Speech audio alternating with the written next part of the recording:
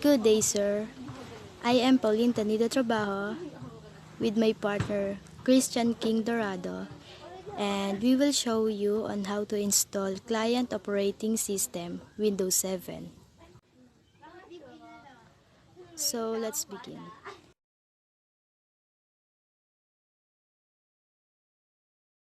It allows you to set up your language, time, and currency format, keyboard or input method, and then click the next button. Of course, click Install Now.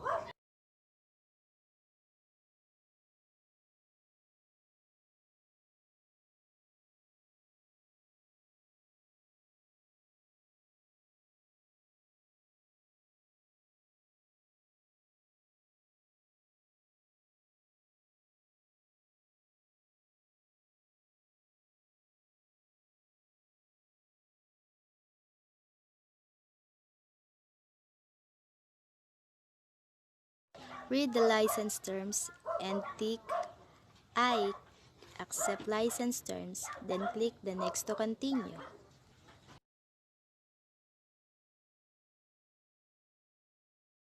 Upgrade or custom. Since we are doing a clean install, we will select custom.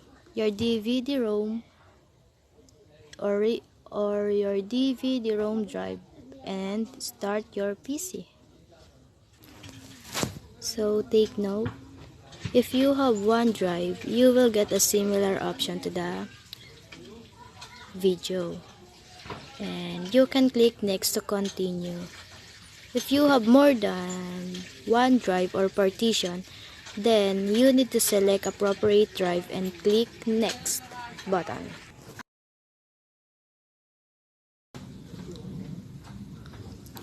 Installing Windows.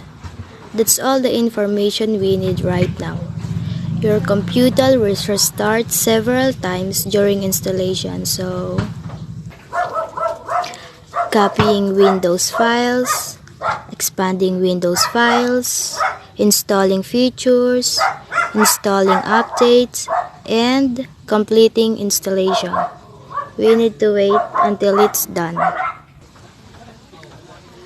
Then, after installing our system, it will restart.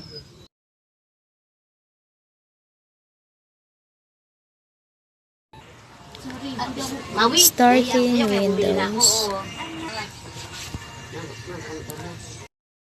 Setup is updating registry settings.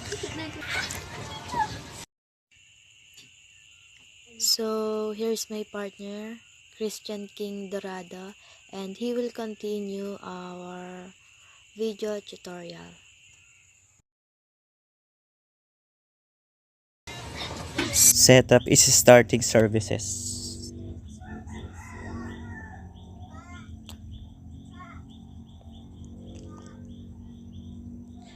And it will continue installation.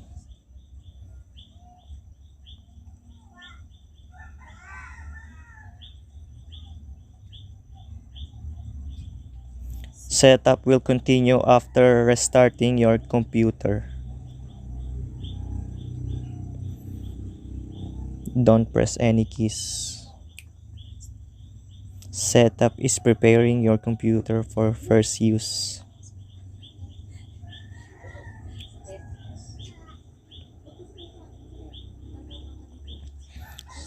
So this is the continuation of installation. So type a username. You can type any username.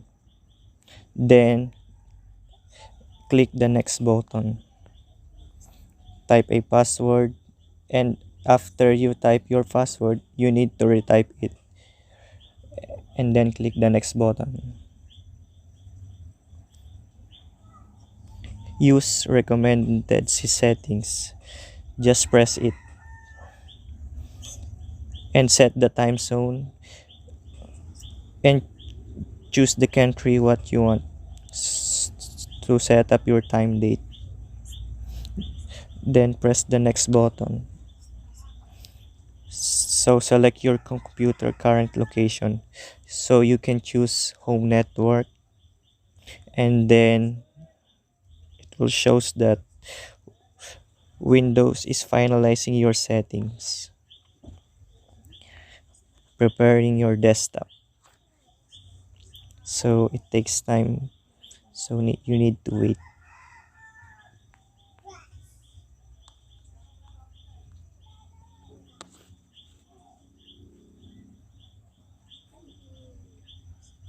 So that's all Windows 7. And then let's see the Windows specs. Let's go to control panel and then select system and security, then select system. So that's all the installing client operating system Windows 7.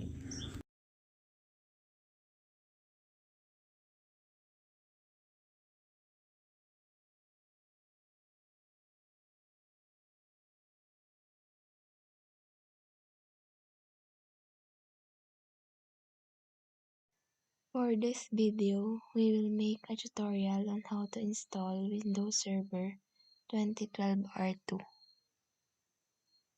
If you don't have a Windows Server 2012 R2, download it on the internet. After that, put the DVD on Windows 2012 R2 to the DVD of the machine. Make the DVD ROM to boot first.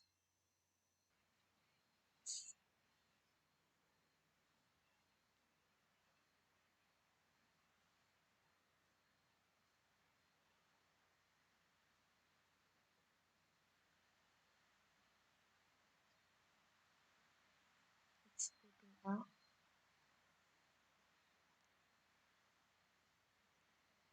Select the language to install, time accuracy format, keyboard or input method. Next. Install now.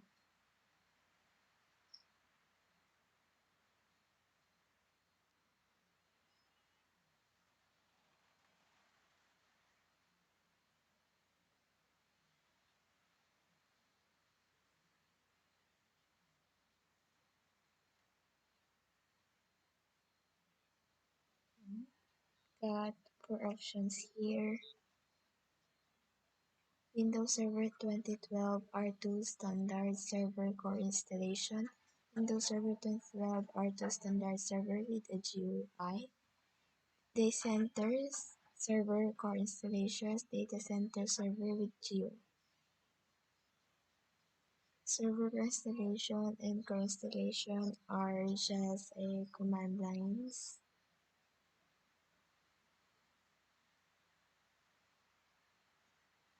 Select Standard Server with GUI.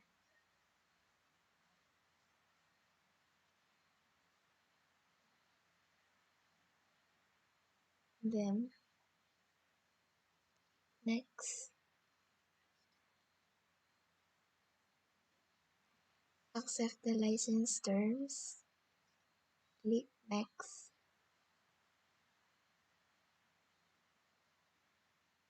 Install a fresh copy so that we click custom install. Drive 0 unallocated space 32.7 gigabytes. Click new and then apply. OK.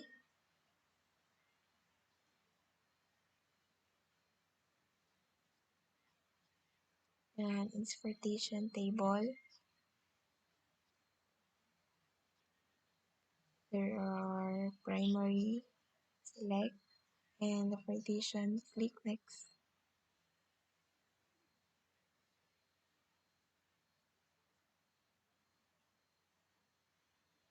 Windows Server 2012 R2 is installing now.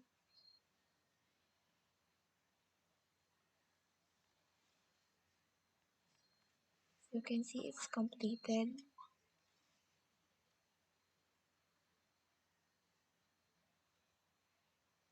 Having devices ready.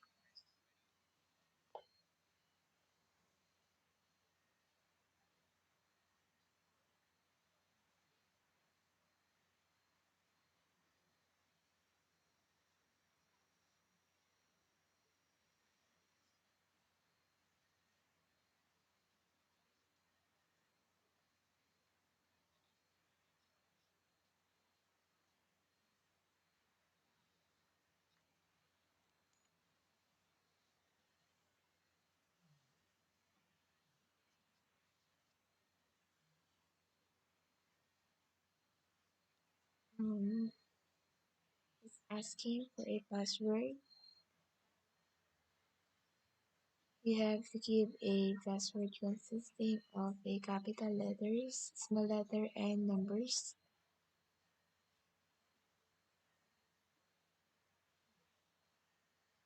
Finalizing your settings.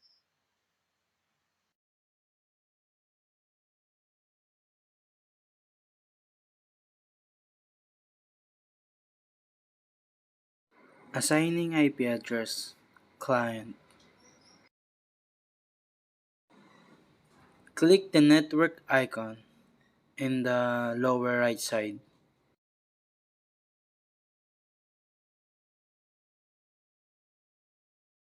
Click Open Network and Sharing Center.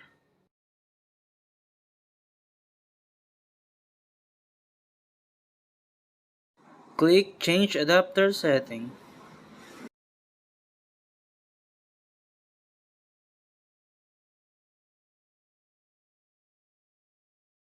Right-click and select Properties.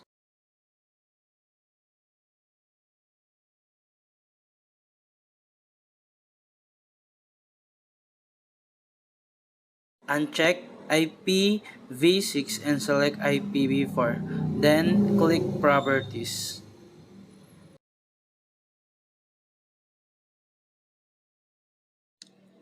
After you click that, then click the Use the following IP address.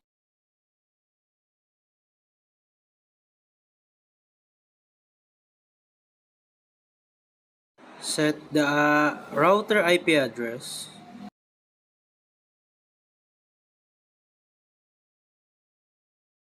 And client IP address.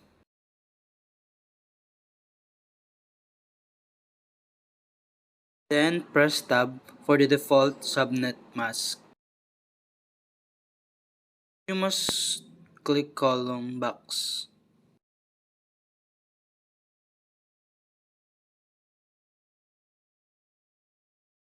Type the server IP address.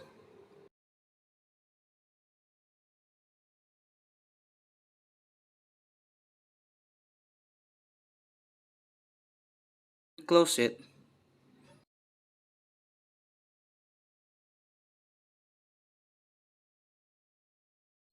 Then check the assign IP address in CMD or command.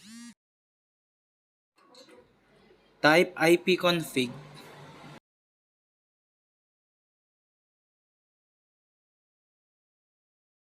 Then the client side is all done.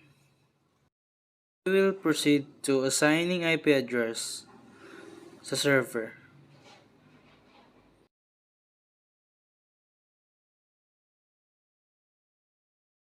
Click Start, right-click Network.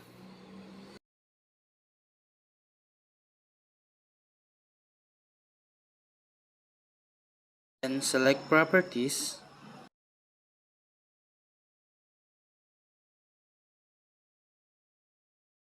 Click Change Adapter Settings.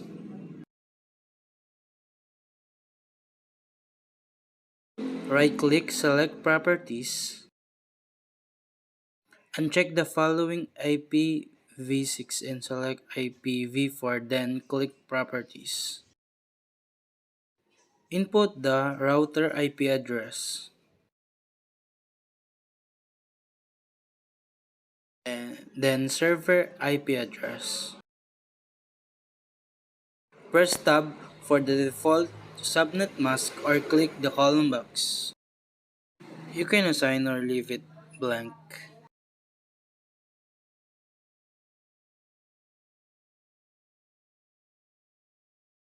Then press OK. OK, save. Then go to Command Prompt to check the assign IP. Type again ipconfig. Then done. Good job. How to installation of Active Directory on Windows Server 2008 R2. Step 1. buksan ang Server Manager at i-click ang roles and click Add Roles link. Step 2. Select Active Directory Domain Services sa list tapos i-click ang Next. Step 3. I-click lang ang Install.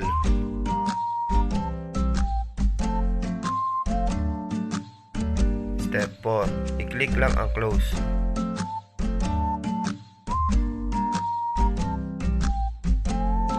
Step 5. Sa Server Manager, expand ang roles tapos i-click ang Active Directory Domain Services. Step 6. Sa may bandang gilid, makikita mo yung link na Run the Active Directory Domain Services Installation Wizard. Step 7. I-click lang ang Next para makapagpatuloy.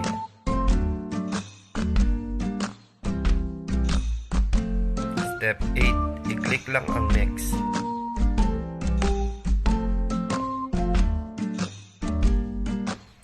Step 9.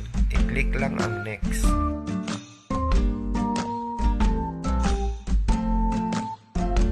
Step 10. I-set mo ang local domain name na gusto mo, example lang nasa picture.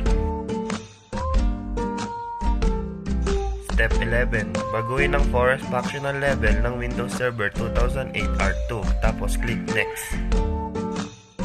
Step 12. Pag naklik mo yung DNS server, may lalabas dun na yes or no, just click yes, tapos click Next. Step 13. I-click lang ang Next.